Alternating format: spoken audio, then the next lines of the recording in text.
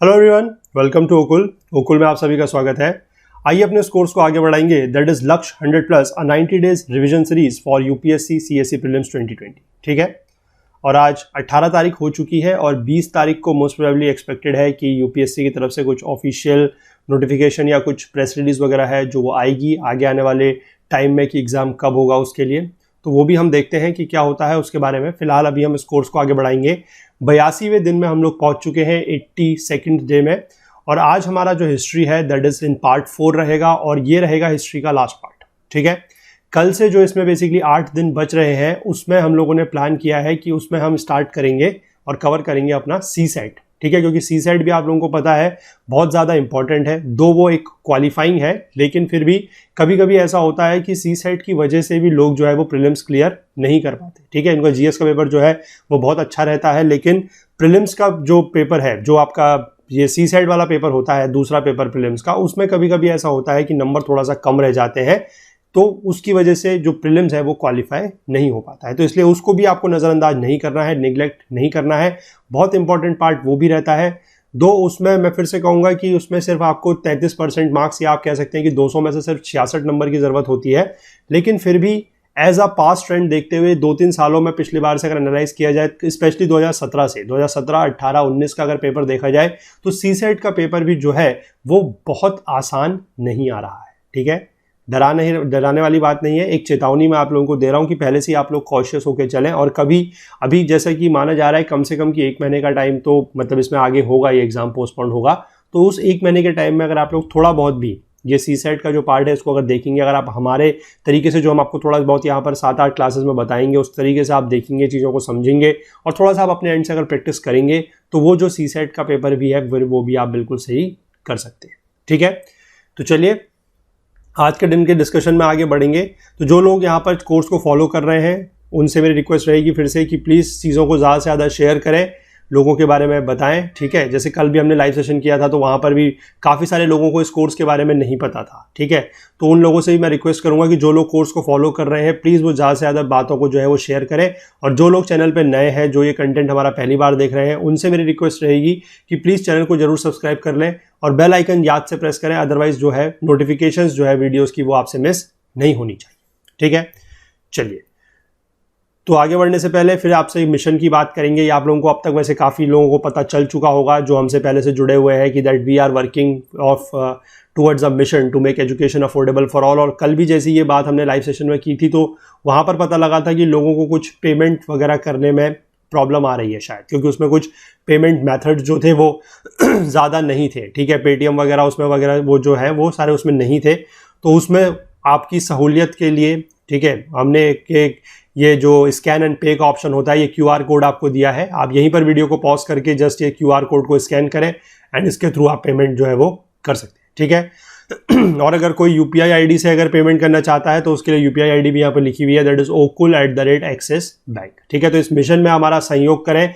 जितना ज़्यादा आप लोग सहयोग करेंगे उतना फ़ायदा जो है वो आप लोगों को इसका मिलेगा, क्योंकि ज़्यादा से ज़्यादा कोर्सेज जो है वो आप लोगों के लिए यहाँ पर आ रहे हैं। वो आपको दिख भी रहा है कि पॉलिटी का कोर्स स्टार्ट हो चुका है, इकोनॉमी का कोर्स स्टार्ट हो चुका है, बाकी ज्योग्राफी चल ही रहा है, और ऐसे ही 2-3 कोर्स जो है वो आप लोगों के लिए और भी यहाँ पर बहुत जल्द आएंगे। ठीक है, तो अपना जो सपोर्ट है वो हमारे साथ बनाए रखें। इस मिशन को कामयाब बनाने में हमें आप लोगों की आवश्यकता है और अपना जो साथ है, जो सहयोग है वो बनाए रखें। ठीक है, चलिए आज के दिन का डिस्कशन स्टार्ट करेंगे। पहला क्वेश्चन देखेंगे आज के दिन का क्या है। यह देखिए पहला question, which of the following is और are correct regarding the British doctrine of lapse policy. ठीक है, डॉक्ट्रिन ऑफ लैप्स एक बड़ी फेमस पॉलिसी थी ब्रिटिशर्स की, उसके तहत कुछ स्टेटमेंट्स दिए गए हैं। कौन से सही हैं ये आपको बताना है। ठीक है, पहला स्टेटमेंट दिया गया है कि it was an instrument used by Lord Hastings. ठीक है, Lord Hastings, Lord Warren Hastings, to annex Indian princely states. Indian princely states को अनेक्स करने के लिए या उन पर कब्जा करने के लिए ये यूज किया गया है। किसके द्वारा? लॉर्ड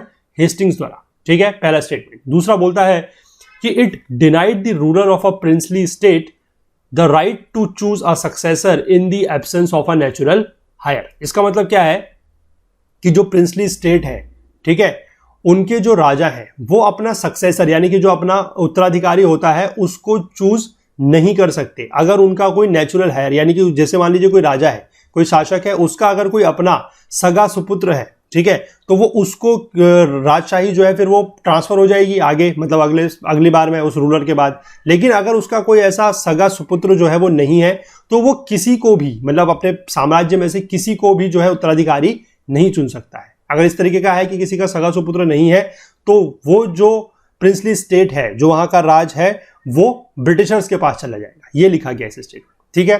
और तीसरा लिखा गया है कि it was used for annexing the kingdom of Awadh. जो अवध का राज था, जो अवध का किंगडम था, उसको बेसिकली अनेक्स इस तरीके से किया गया था, ठीक है। तो 15 सेकंड का टाइम आप लोगों के पास रहेगा, आप लोग जवाब बता सकते हैं। इसका डॉक्ट्रिन ऑफ लैप्स को लेकर हम बात कर रहे हैं, ठीक है।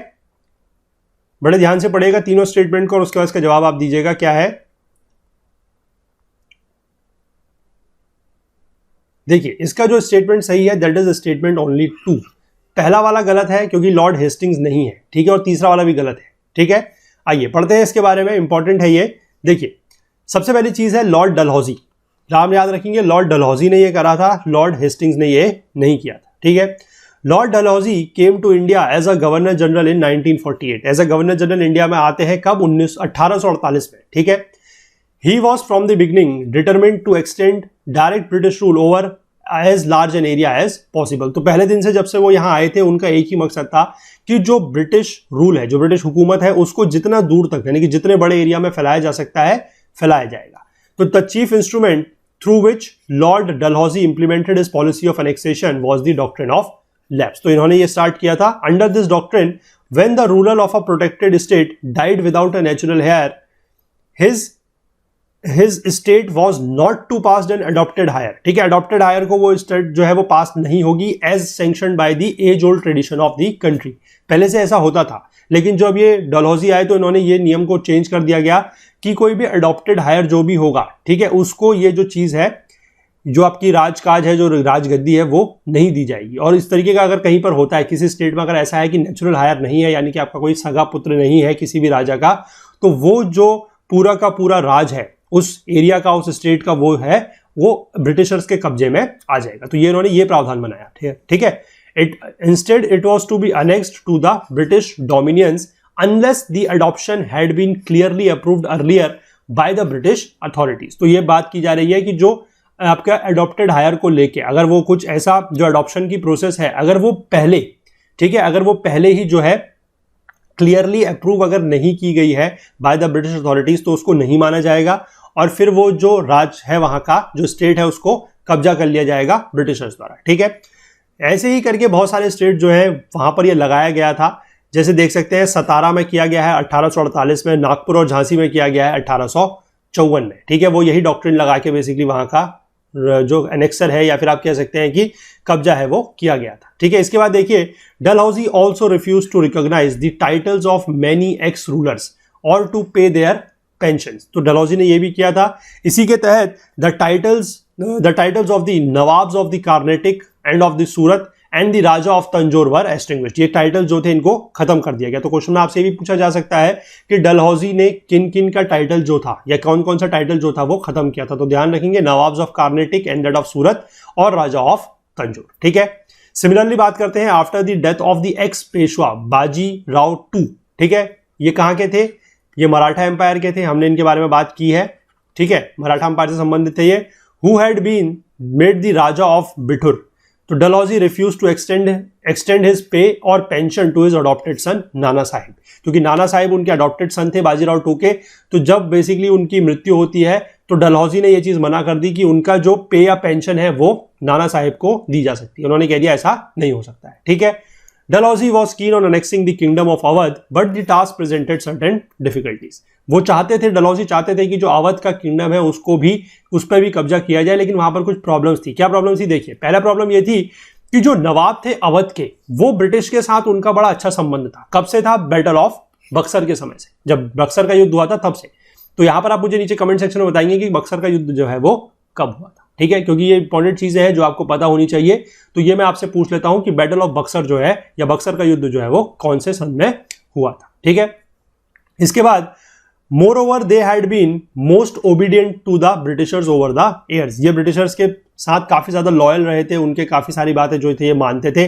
और the nawab of Awadh had many heirs and could not therefore be covered under the doctrine of lapse. तो वहां के बेसिकली क्या थे कि जो राजा थे उनके बहुत सारे पुत्र थे, तो बेसिकली इस तरीके से जो डॉक्ट्राइन ऑफ लैप्स की कहानी है वो वहां पर अप्लाई, वो जो रूल है, जो पॉलिसी है वो वहां पर अप्लाई नहीं किया जा सकता था। तो इसके बाद इन्होंने क्या करा, some other pretext had to be found for depriving him of his dominions. तो इन्होंने कुछ और चाल चली, इनको ये समझ में आ गया कि डॉक्ट्राइन ऑफ लैप्स तो यहां पर लगाया जा नहीं सकता है, तो यहां पर अब कुछ और चीजें हैं जो करनी पड़ेंगी। तो फाइनली लॉर्ड डलहौजी ने क्या करा, Lord Dalhousie hit upon an idea of alleviating the plight of the people of Awadh. तो इन्होंने क्या करा, नवाब वाजिद अली शाह जो थे was accused of having misgoverned his state and of refusing to introduce reforms। इन्होंने ये बातें कर दी कि नवाब वाजिद अली शाह जो है उन्होंने अपनी जो स्टेट है उसका गवर्नेंस सही तरीके से नहीं किया है और वो सुधारों को लाने के लिए या इंट्रोड्यूस करने के लिए रिफॉर्म्स को राजी नहीं थे।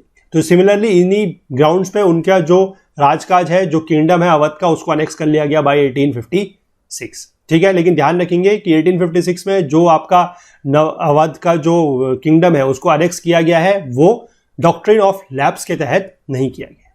ठीक है, चलिए ये हुआ पहला क्वेश्चन। अगला क्वेश्चन की तरफ बढ़ेंगे। दूसरा क्वेश्चन क्या है, देखिए आज हम लोग जनरली थोड़ा सा जो है आपके ये जो गवर्नर जनरल वगैरह थे इनके बारे में ज्यादा हम डिस्कस करेंगे, क्योंकि ये भी एक इंपॉर्टेंट पार्ट बन जाता है। कभी कभी यहां से भी मॉडर्न हिस्ट्री में जो है क्वेश्चंस आते हैं, तो ज्यादातर आप क्वेश्चन देखेंगे आज इसी से रिलेटेड है। पहला क्वेश्चन हमने डलहौजी पे फोकस किया, दूसरा क्वेश्चन जो है हम फोकस करने जा रहे हैं वॉरेन हेस्टिंग्स के ऊपर। ठीक है, ये भी बहुत ज्यादा इंपॉर्टेंट पर्सन थे, देखते हैं क्यों। देखिए स्टेटमेंट दिए गए हैं वॉरेन हेस्टिंग को लेकर, देखिए क्या है, ये कौन थे, पहली बात तो ये क्वेश्चन में दिया गया है ब्रिटिश गवर्नर जनरल थे। ठीक है, चलिए, he set up the Calcutta Madrasa to enable a regular supply of qualified Indians to help the administration of law in the British courts।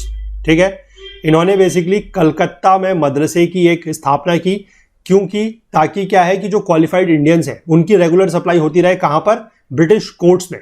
ठीक है, ताकि वो जो लॉ वगैरह का काम है, जो कानून वगैरह का काम है, उसको अच्छे से संभाला जा सके। पहला पॉइंट ये है। दूसरा पॉइंट ये है, he experimented with the land revenue by auctioning the right to collect revenue to the highest bidders। ये भी उन्होंने काम किया।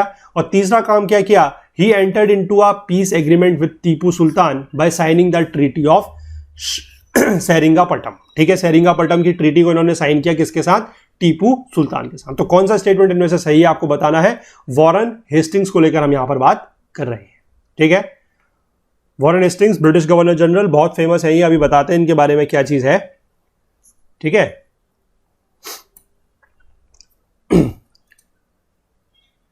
देखिए सही जवाब है इसका ऑप्शन बी, 1 और 2 जो है वो सही है। ये तीसरा वाला जो है ट्रीटी ऑफ सेरिंगापटम, ये वाला जो स्टेटमेंट है ये सही नहीं है। ठीक है, आइए देखते हैं इसके बारे में। देखिए वॉरेन हेस्टिंग्स गवर्नर जनरल कब बनते हैं, पहले बनते हैं governor of Bengal in 1772 and 1774, और ये first governor general of Bengal बनते हैं, क्योंकि आपको पता है कि जो रेगुलेटिंग एक्ट 1773 का है उसके तहत गवर्नर ऑफ बंगाल को बना दिया जाता है गवर्नर जनरल ऑफ बंगाल। ठीक है, जो बॉम्बे और मद्रास की प्रेसिडेंसी है उनके गवर्नर को सबऑर्डिनेट बनाया जाता है गवर्नर जनरल ऑफ बंगाल के, और पहले ऐसे जो गवर्नर जनरल बनते हैं बंगाल के वो है वॉरेन हेस्टिंग्स। ठीक है, When he became the governor of Bengal, he had to face many problems. Problems क्या थी, dual government की। Dual government has caused confusion and disorders in the state। ठीक है, there was no satisfactory arrangement for the collection of revenue and the revenue income was irregular। तो revenue को collect करने के लिए भी कोई एक satisfactory arrangement नहीं था। ठीक है, और दूसरी चीज है कि जो रेवेन्यू से इनकम आ रही थी वो भी बहुत ज्यादा इरेगुलर थी, जो ट्रेजरी थी वो एम्प्टी थी। ठीक है, जो खजाना था वो खाली था। And there was a terrible famine in the country में बहुत ज्यादा क्या रखा था, फेमाइन। ठीक, फेमाइन का मतलब होता है भुखमरी, जब बेसिकली आपका फसल वगैरह नहीं होती है प्रॉपर तरीके से तो उसको बोला जाता है फेमाइन। ठीक है, वॉरेन हेस्टिंग्स ने काफी सारे लार्ज नंबर ऑफ रिफॉर्म्स करे, जो क्या क्या है देखिए। सबसे पहला इन्होंने 1781 में क्या करा, कलकत्ता में एक मदरसे का एस्टेब्लिशमेंट किया, and teaching of Muslim law. ठीक है, for the study and teaching of Muslim law and related subjects. उसके बाद 1791 में जोनाथन डंकन जो थे उन्होंने एक संस्कृत कॉलेज की स्टार्टिंग की at Varanasi, where he was the resident for the study of Hindu law and philosophy. Both these institutions were designed to provide a regular supply of qualified Indians to help the administration of law in the courts of the company. तो इसके लिए basically था कि जो qualified Indians हैं उनको Britishers के जो कोर्ट्स है वहां पर पहुंचाया जा सके, ताकि जो एडमिनिस्ट्रेशन ऑफ लॉ का काम है, यानी कि जो लॉ से संबंधित, कानून से संबंधित काम है, वो सही तरीके से चलता रहे। जो उन्होंने दूसरा सुधार किया that was there administrative reform, प्रशासनिक सुधार। वो क्या था देखिए, Warren Hastings put an end to the dual system of government in Bengal, which was established by the Robert Clive in 1765. तो 1765 में जो रॉबर्ट क्लाइव थे इनसे पहले, उन्होंने जो डुअल गवर्नमेंट का सिस्टम यहां पर सेटअप किया हुआ था उसको एंड करा। तो यहां पर भी क्वेश्चन बहुत सारे इंपॉर्टेंट बन सकते हैं कि डुअल गवर्नमेंट कहां थी, पहली बात है बंगाल में, दूसरा है कि कब सेटअप हुई थी और किसने की थी। तो वो है 1765 में रॉबर्ट क्लाइव ने की थी, और किसने उसको खत्म किया, उसको खत्म किया है आपके वॉरेन हेस्टिंग्स ने। ठीक है, ये ध्यान रखेंगे आप। आगे लिखा गया है the company took over the responsibility of the administration of the province and started to collect the revenue through a agency of its own servants. क्योंकि ये चीज की प्रॉब्लम थी कि रेवेन्यू सही तरीके से कलेक्ट नहीं होता था, तो इरेगुलर था रेवेन्यू इनकम, तो उसको बेसिकली उन्होंने रेगुलराइज कर दिया। ठीक है, इसके बाद इसमें दो व्यक्तियों का नाम इंपॉर्टेंट लिखा गया है, देखिए, मोहम्मद रेजा खान एंड राजा सितब राय। ठीक है, इन दोनों को क्या करा, who were the deputy nawabs. ये क्या थे, ये डिप्यूटी नवाब्स थे बंगाल और बिहार के। इन दोनों को इनके ऑफिस से निकाल दिया गया।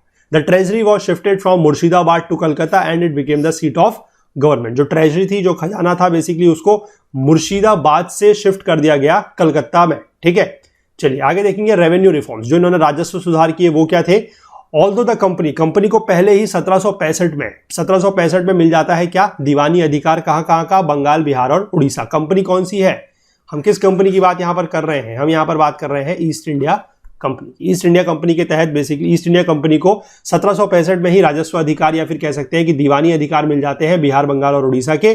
The work of the collection of land revenue had been left in the hand of amils. ये अमिल्स बेसिकली इस तरीके की पोस्ट हुआ करती थी जो लैंड रेवेन्यू या फिर आप कह सकते हैं कि लैंड से संबंधित जो राजस्व है उसकी ये वसूली किया करते थे। ठीक है, तो वॉरेन हेस्टिंग्स ने क्या करा, वॉरेन हेस्टिंग्स ने ये डिसाइड करा कि कंपनी जो है वो डायरेक्टली अब रेवेन्यू खुद ही कलेक्ट करेगी। ठीक है, ये किसी बिचौलिए के बीच में या जो इस तरीके के अमिल्स वगैरह है इन पे ये जिम्मेदारी नहीं दी जाएगी, और सारा का सारा जो रेवेन्यू है, जो राजस्व है, वो कंपनी खुद ही कलेक्ट करेगी। ठीक है, तो कंसिक्वेंटली इन्होंने क्या किया, he appointed collectors for revenue collection and administration who were to be helped by the native officers and settlements were made for 5 years with the highest bidders। तो highest bidders के साथ सेटलमेंट किया गया 5 साल के लिए। ठीक, to supervise the whole organisation, पूरे के पूरे ऑर्गेनाइजेशन को सुपरवाइज करने के लिए, उसका अधीक्षण करने के लिए इन्होंने क्या करा, a board of revenue was established at Calcutta and this revenue system was found to be defective and consequently 1777 में क्या होता है कि the old system of bidding for a year was resorted to. ठीक है, बाद में फिर ये जो सिस्टम था, बोर्ड ऑफ रेवेन्यू वाला जो सिस्टम था, ये काम नहीं करा ढंग से,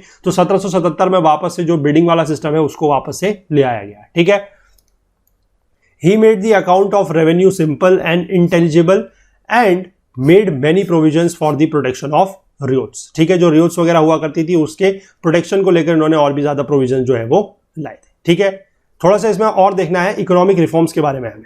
तो इकोनॉमिक रिफॉर्म्स क्या है, देखिए, Warren Hastings prohibited the use of dastaks by the servant of the company and thereby added to the revenues of the company. ठीक है, जो दस्तक की प्रथा चल रही थी उसको इन्होंने खत्म किया, और इससे क्या हुआ कि जो रेवेन्यू ऑफ द कंपनी है वो बढ़ा। ठीक, he abolished a large number of custom houses और chowkis as they were hampering the growth of the trade in the country. तो बेसिकली उन्होंने ये भी काम करे कि जो चौकीज थे, जो कस्टम हाउसेस थे, उनको भी इन्होंने खत्म किया। He reduced the duties on all goods except salt, betel nut and tobacco. ठीक है, तो बीटल नट, सॉल्ट और टबैको को छोड़कर बाकी सब में इन्होंने क्या करा, जो ड्यूटीज थी यानी कि जो टैक्सेस वगैरह लगते थे वो कम कर दिए गए। ठीक है, चलिए आगे देखेंगे हम इसमें जुडिशियल रिफॉर्म्स। जुडिशियल रिफॉर्म्स क्या है, देखिए, वॉरेन हेस्टिंग्स ने क्या किया, carried out a large number of reforms in the judicial sphere. ठीक है, इन 1772 इन्होंने एस्टैब्लिश किया था एक कोर्ट, दैट वाज अ दीवानी अदालत, जो था सिविल कोर्ट, और फौजदारी अदालत, ये था criminal court in each district. हर सूबे में, हर जिले में इन्होंने एक दीवानी अदालत और एक फौजदारी अदालत को सेटअप किया था। दीवानी अदालत जो है that was presided over by the English collector and फौजदारी adalat was presided over by Indian officers, qazis and muftis. ठीक है, तो क्वेश्चन में आपसे कभी कभी ये भी पूछा जा सकता है कि काजीज एंड मुफ्तीज क्या थे। तो काजीज एंड मुफ्तीज इस तरीके के लोग थे जो बेसिकली प्रिसाइड किया करते थे किसको, फौजदारी अदालत को। और फौजदारी अदालत क्या है, it is a criminal court that is established in east district under the Warren Hastings reforms. ठीक है, जुडिशियल रिफॉर्म्स के तहत वॉरेन हेस्टिंग्स ने ये चीज एस्टैब्लिश की थी। ठीक है, इसके बाद दो कोर्ट्स ऑफ अपील, अपीलीय कोर्ट भी जो थे वो इन्होंने एस्टैब्लिश किए थे कलकत्ता में। वो कौन कौन से थे, देवर सदर दीवानी न्यायालय, सदर दीवानी अदालत या सदर दीवानी न्यायालय। ये बेसिकली जो सिविल कोर्ट है उसका सुप्रीम कोर्ट हुआ करता था, supreme of the civil court. और एक किया गया सदर निजामत अदालत। सदर निजामत अदालत जो है, जो ये फौजदारी अदालत है, ठीक है, इसका सुप्रीम कोर्ट था, द सुप्रीम क्रिमिनल कोर्ट। ठीक, which heard appeals from the Diwani Adalat and फौजदारी अदालत रिस्पेक्टिवली। ठीक है, इसके बाद he also compiled a simple code about the personal laws of Hindus and Muslim. तो इन्होंने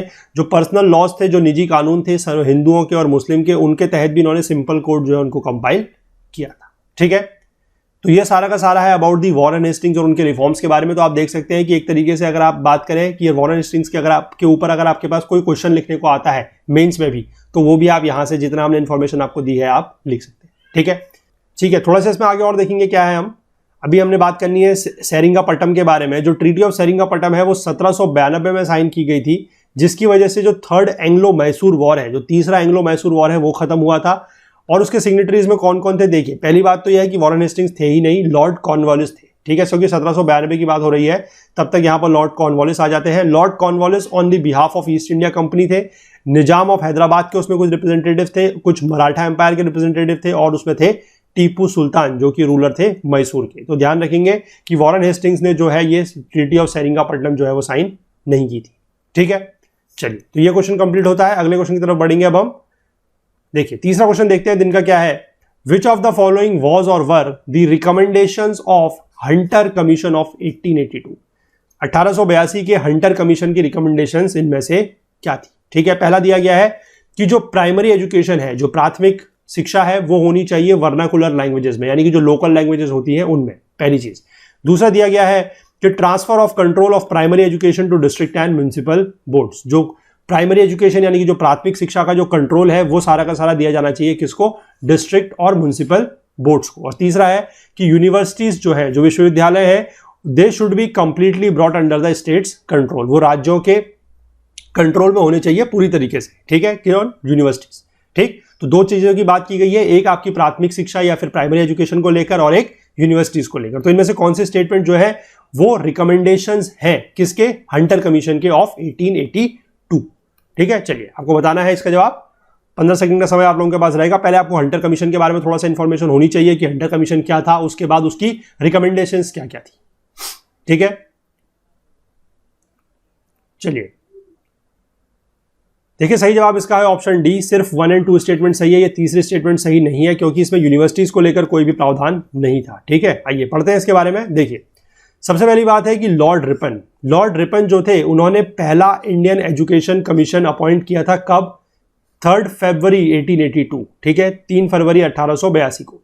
इसके तहत सर विलियम हंटर जो थे, ये कौन थे, पहली बात है ये वाइसरॉय के एग्जीक्यूटिव काउंसिल थे। ठीक है, was appointed as the chairman of the commission. The commission was popularly known as Hunter commission after the name of its chairman थे उसके सर विलियम हंटर, उन्हीं के नाम पर इस कमीशन का नाम पड़ा, दैट वॉज हंटर कमीशन। ठीक है, तो चेयरमैन के अलावा इस कमीशन में 20 मेंबर और थे। ठीक है, there was a good representation of missionaries and Indians in the commission. तो इसमें मिशनरीज भी जो थे वो भी थी और इंडियंस जो थे वो भी थे। अमंग द इंडियंस इसमें जो थे वो लोग कौन कौन थे देखिए, सैयद महमूद, भूदेव मुखर्जी, आनंद मोहन दास और केटी तेलांग। ये इसमें कुछ फेमस इंडियंस थे जो इस कमीशन का हिस्सा थे। ठीक है, इसके बारे में देखिए, the Hunter commission recommended for both primary and secondary education in India has far reaching effect. जो इन्होंने बेसिकली रिकमेंडेशंस दिए हैं वो प्राइमरी और सेकेंडरी एजुकेशन के लिए दिए हैं, यूनिवर्सिटीज के लिए वो नहीं दिए हैं। ठीक है, देखिए इसमें क्या लिखा गया है, इनके रिकमेंडेशंस क्या थे। Hunter commission made valuable contribution to the development mass education by recognising primary education as the education of the masses, पहला चीज। दूसरा है use of mother tongue as the medium of instruction at primary level was also an important recommendation of the commission की mother tongue को introduce किया जाएगा at the primary level.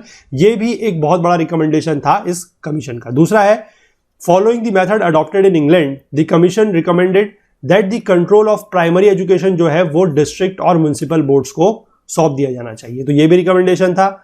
इसके बाद क्या था देखिए, realising the importance of indigenous schools the commission recommended for giving grants to encourage these schools, कि इन स्कूल्स को बढ़ावा देने के लिए इनको अनुदान दिया जाएगा या फिर ग्रांट दिया जाएगा। ठीक है, to improve the quality of teachers की क्वालिटी को इंप्रूव करने के लिए, उसको इनहेंस करने के लिए कमीशन ने यह भी रिकमेंड किया था to establishment of normal schools for the training of teachers, की जहां पर टीचर्स को प्रशिक्षण दिया जाएगा या ट्रेनिंग दी जाएगी। ठीक है, और जो कमीशन था वो बहुत ज्यादा लिबरल था in the matters of management of the primary schools. जो वहां के मैनेजर हुआ करते थे उनको पूरी छूट दी गई थी कि वो टेक्स्ट बुक सेलेक्ट कर सकते हैं, स्कूल के आवर्स क्या होंगे वो सिलेक्ट कर सकते हैं, हॉलीडेज क्या होंगी वो भी वो सिलेक्ट कर सकते हैं। ठीक है, The commission was in favor of maintaining a fund by the district and municipal boards exclusively for the maintenance of primary schools. किस तरीके का कुछ फंड है जो आपका डिस्ट्रिक्ट और म्युनिसिपल बोर्ड्स है वो एक्सक्लूसिवली रखेंगे, किसके लिए? प्राइमरी स्कूल्स के मेंटेनेंस के लिए, ठीक है.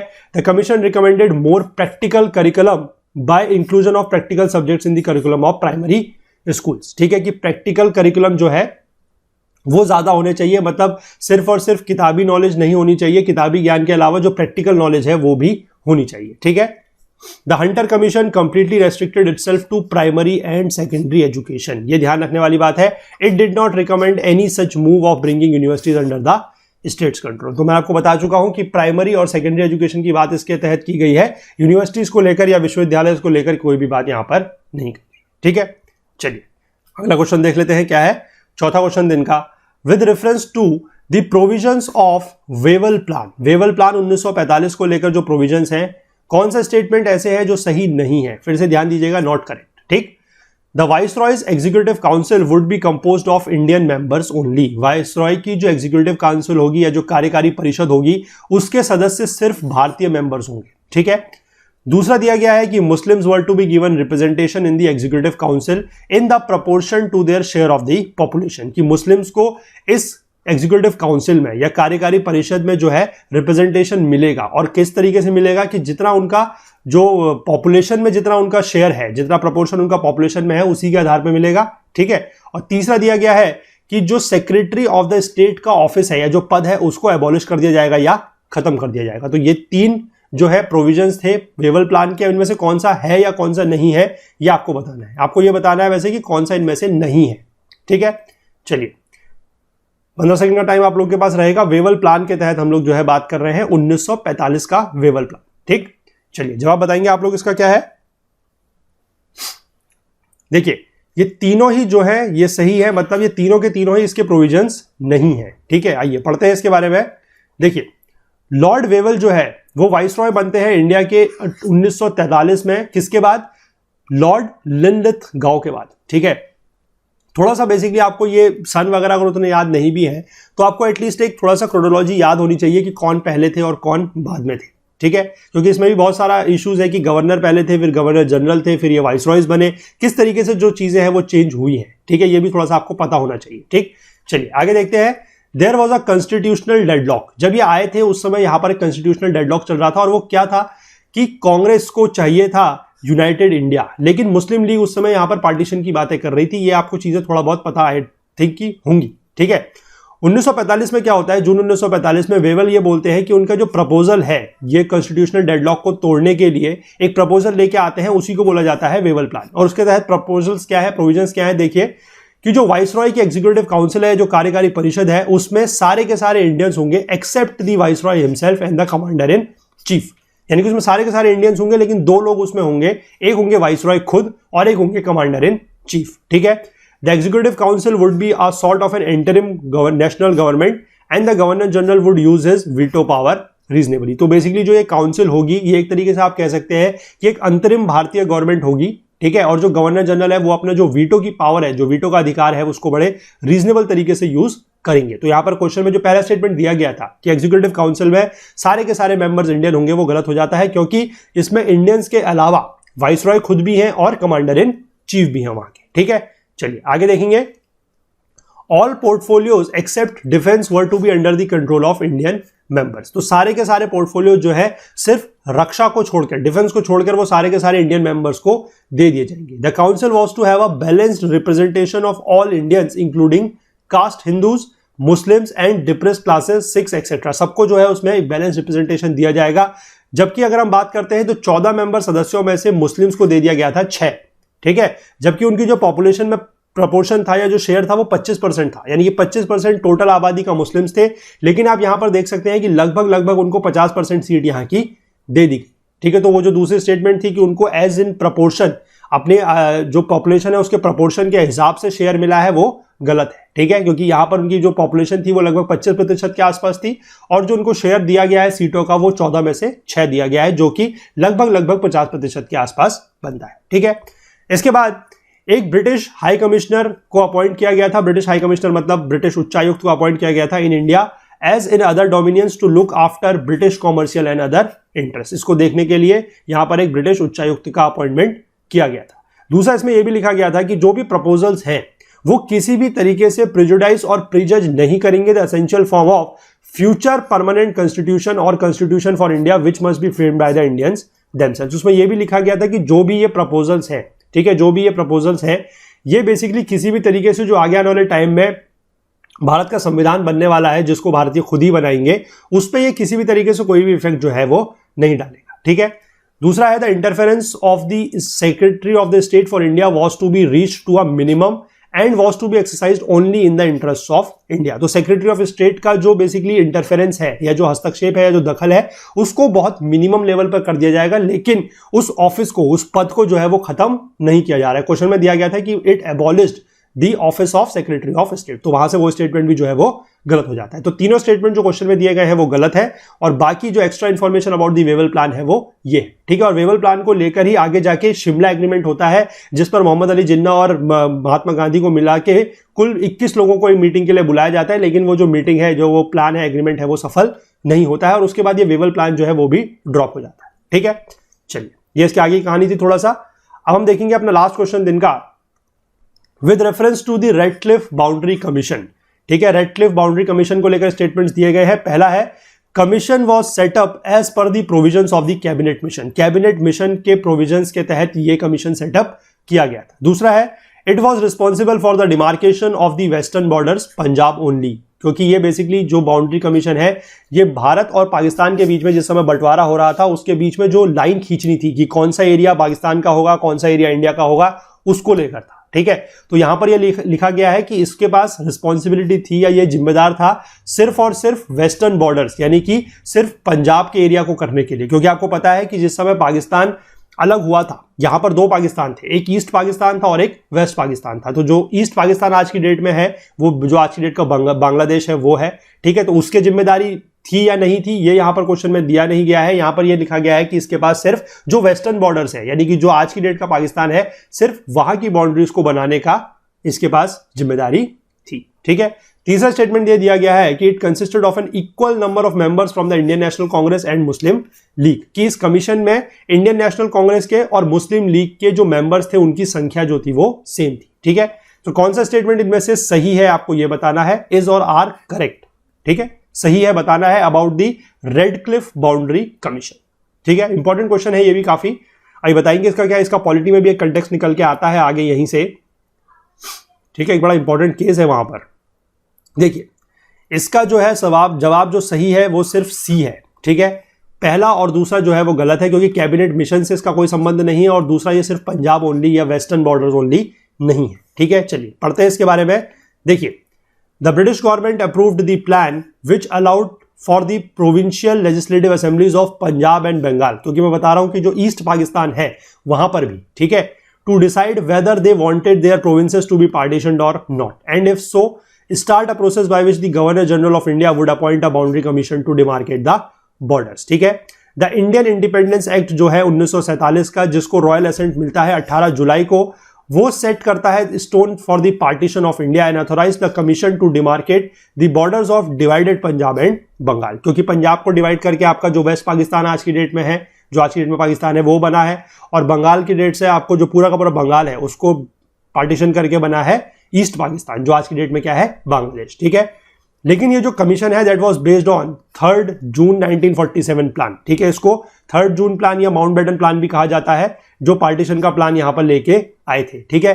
कैबिनेट मिशन जो है उसका कोई भी प्रोविजन जो है वो पार्टीशन ऑफ इंडिया से रिलेटेड नहीं है, ठीक है।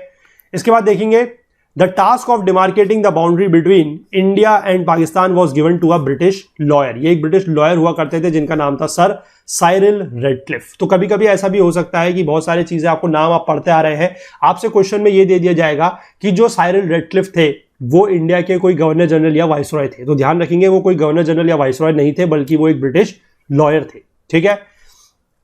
और इनके साथ प्रॉब्लम क्या थी, अभी इन्होंने प्रॉब्लम क्या खड़ी करी, आपको पता लगेगा कि इनको बेसिकली ये इंडिया में पहले कभी आए थे नहीं और इनको इंडिया के डेमोग्राफी के बारे में भी कोई आइडिया नहीं था, लेकिन इनको ये काम सौंप दिया गया कि आपको जाके भारत और पाकिस्तान के बीच में जो बाउंड्री है वो खींचने का काम आपने करना है, ठीक है। तो this was apparently done so that impartiality could be maintained while demarcation. तो ब्रिटिशर्स ने ये सोचा कि अगर किसी हिंदुस्तानी को ये काम दिया जाएगा, ठीक है, किसी कांग्रेस में से किसी को काम दिया जाएगा, किसी को मुस्लिम लीग में से काम दिया जाएगा, तो यहां पर क्या हो सकता है कि इम्पार्शियलिटी मतलब पार्शियलिटी हो सकती है। तो उस काम को पारदर्शी करने के लिए, इम्पार्शियल करने के लिए एक ब्रिटिशर्स को लाया गया, और ऐसे ब्रिटिशर्स को लाया गया बेसिकली जिसको इंडिया के बारे में पता नहीं था। नहीं तो ये काम माउंटबेटन भी कर सकते थे या कोई और वाइसरॉय भी कर सकता था जो इंडिया में था उस समय, लेकिन ये काम जो था एक ऐसे व्यक्ति को सौंपा गया जिसको इंडिया के बारे में कुछ नॉलेज थी ही नहीं, ठीक है। और इसी वजह से इन्होंने बहुत बड़ी गड़बड़ अभी करी है, अभी बताएंगे आपको क्या गड़बड़ करी है।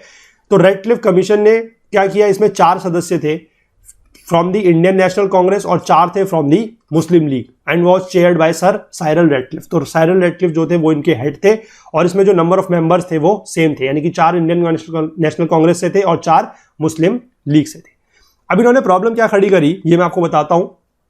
जो बंगाल का रीजन है, ठीक है, इसको उन्होंने जब डिमार्केट करा तो जो बंगाल का जलपाईगुड़ी डिस्ट्रिक्ट है वहां पर इन्होंने एक प्रॉब्लम खड़ी करी। वहां पर एक जगह है जिसका नाम है बेरूबारी, ठीक है। तो वो बेरूबारी का जो एरिया है इन्होंने वहां पर डिमार्केट करते टाइम कुछ थानों में कुछ ऐसे ही लाइन खींच दी थी, तो वहां पर क्या था कि कुछ प्रॉब्लम आई थी, और उसी की वजह से एक बड़ा ही फेमस केस आगे जाके हुआ है इंडियन पॉलिटी में। आप लोग उस केस को पढ़ेंगे। 1960 का एक केस हुआ है बेरूबारी यूनियन, ठीक है, बेरूबारी यूनियन केस, ठीक है, बेरूबारी यूनियन केस हुआ है एक बड़ा फेमस 1960 का। That was regarding this Radcliffe को लेकर, जो उन्होंने रेडक्लिफ ने जो लाइन खींची थी, सारा का सारा प्रॉब्लम वहीं से खड़ा हुआ, और 1960 में जाके एक बेरूबारी यूनियन का केस है। बहुत ही फेमस केस है। अगर आप लोगों को इसके बारे में पता है तो आप लोग बता सकते हैं कि ये किससे रिलेटेड है, ठीक है।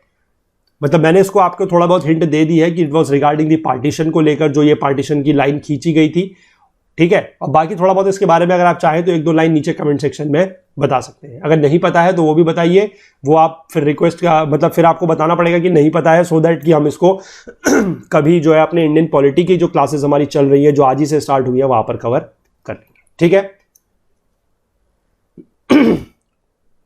तो देखिए, आप लोगों से फिर से मैं वही अपील करूंगा कि जो हमारा मिशन है एजुकेशन अफोर्डेबल बनाना सभी लोगों के लिए, उसमें प्लीज अपना जो सहयोग है, जो सपोर्ट है, वो जितना भी आप दे सकें प्लीज दीजिए। आप लोगों की सुविधा के लिए अब आपको कहीं पर कोई लिंक क्लिक नहीं करना है, कहीं कुछ नहीं करना है, सिर्फ ये आप जो QR कोड आपको दिया गया है इसको स्कैन कर सकते हैं यहीं पर वीडियो को पॉज करके, और जो भी कंट्रीब्यूशन आप लोगों के एंड से बनता है, ठीक है, उसको प्लीज करें, कि कंट्रीब्यूशन आप लोग जितना करेंगे उतना इसका फायदा आप लोगों को मिलेगा, और आप जैसे ही बहुत सारे स्टूडेंट जो हैं जिनको इसका फायदा मिलेगा। क्योंकि आप देख रहे हैं यहाँ पर क्वालिटी पे बहुत ज़्यादा हम लोग फोकस कर रहे हैं। 5 क्वेश्चन भी हम लोग इतने अच्छे से डिस्कस करते हैं, इतने डिटेल में जाकर डिस्कस करते हैं कि आपको उसके जो आगे पीछे की पूरी कहानी है, जो आपको पता लगनी चाहिए, वो पूरी की पूरी यहाँ पर पता लग रही है, ठीक है। तो यहाँ पर हमने इस सेक्शन के साथ आज कवर कर लिया है हिस्ट्री को, ठीक है। हिस्ट्री के हमारे 4 वीडियोस हो चुके हैं, 20 क्वेश्चन हमने हिस्ट्री के डिस्कस किए हैं। काफ़ी इंपॉर्टेंट क्वेश्चन थे, सारे के सारे आपको उससे आइडिया लग जाएगा कि हिस्ट्री में क्या क्या टॉपिक्स है, क्या क्या पॉइंट्स हैं जो इंपॉर्टेंट है, किस तरीके से आपको पढ़ना है, किस तरीके से रिवाइज करना है, ठीक है। बाकी कल से जैसा कि मैं बता रहा हूं कि 8 दिनों के लिए, आने वाले 8 दिनों के लिए अब हम CSAT पढ़ेंगे, ठीक है। जो CSAT होता है उसको हम पढ़ेंगे क्योंकि वो भी काफ़ी इंपॉर्टेंट है। उसमें कुछ मैथ्स का पार्ट होता है, अर्थमेटिक वाला पार्ट होता है, वो हम लेके चलेंगे, कुछ रीजनिंग वाला पार्ट होता है वो हम लेके चलेंगे उसके क्वेश्चंस, और कुछ हम उसमें जो पार्ट है वो लेके चलेंगे हमारा जो इंग्लिश वाला सेक्शन आता है वहां से, ठीक है। और मोस्ट प्रोबेबली उसमें हम लोग यही कोशिश रखी जाएगी हमारी कि क्वेश्चंस एग्जैक्टली आप जो प्रीवियस ईयर क्वेश्चंस हैं उनका हम डिस्कशन करें, क्योंकि वो क्वेश्चंस ऐसे हैं जो आपको एग्जैक्टली पता लगेंगे कि एग्जाम में किस तरह के क्वेश्चन जो है वो आते हैं, ठीक है। तो कल से हम वो स्टार्ट करेंगे 8 दिन के लिए। तो जो भी लोग हमारे ये रिक्वेस्ट कर रहे थे कि CSAT के क्वेश्चंस हम लोग कुछ वीडियोस उस पर बना के दें, तो आप लोगों के लिए अब वक्त आ चुका है, आप लोग भी इस कोर्स को ज्वाइन कर सकते हैं, क्योंकि CSAT के जो क्वेश्चंस है वो आपकी डिमांड पर यहाँ पर अब स्टार्ट हो रहे हैं, ठीक है। तो चलिए, अगर वीडियो पसंद आया है तो प्लीज लाइक करिए, ज्यादा से ज्यादा शेयर कीजिए, लोगों तक ये बातों को पहुंचाइए कि इस तरीके का कोर्स वगैरह जो है वो यहाँ पर चल रहा है, काफी यूजफुल कोर्स है, काफी यहाँ पर अच्छे से हम लोग इसका डिस्कशन करते हैं। बाकी हमसे ज्यादा जुड़ने के लिए हमारा Facebook page, Twitter page, Telegram channel का यूज कर सकते हैं, और भी अगर कोई बात आप हमसे शेयर करना चाहते हैं, ठीक है, या कुछ भी चीज आप हमें बताना चाहते हैं, पूछना चाहते हैं, तो वो आप हमारी ईमेल आईडी के थ्रू भी हमें कर सकते हैं, दैट इज okul.co@gmail.com। और जो लोग यहाँ पर चैनल पर नए हैं उनसे भी रिक्वेस्ट है कि प्लीज चैनल को जरूर सब्सक्राइब कर लें और बेल आइकन प्रेस कर लें, सो दैट की वीडियोस के नोटिफिकेशन जो है वो मिस ना हो, ठीक है। तो चलिए, मिलते हैं कल के दिन में, 5 क्वेश्चन लेके स्टार्ट करेंगे CSAT के सेक्शन को। तब तक के लिए अपना बहुत बहुत ध्यान रखिएगा। Please do take care of yourself. Thank you, have a nice day, bye bye.